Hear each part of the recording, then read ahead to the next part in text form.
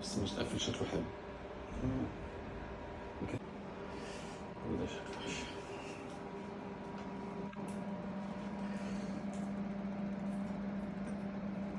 تفورة كده بس.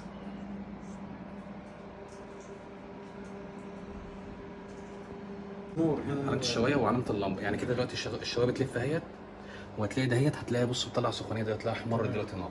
تكه كمان بقى كده اهو، تكه واحده كده اهو المروحه هتلاقي المروحه بتلف. شايف المروحه لازم تشتغل بقى في اي حاجه. المروحه بتشتغل بقى مع الفرن عادي، ممكن تشتغل مع الفرن عادي اهو. تمام. يعني انا مشغل الفرن اهوت. تمام. اهو شايفه كده شغال. ده كده شغال من تحت.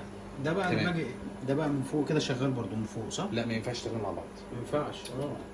حتى بص مفيش بص اهو مفيش، مهما تعمل مش هيشتغل معاك. بس هو جايب لحد فوق برضو، يعني لو حطينا اي رف فوق، طب الجزء اللي فوق ده هيتعمل ازاي؟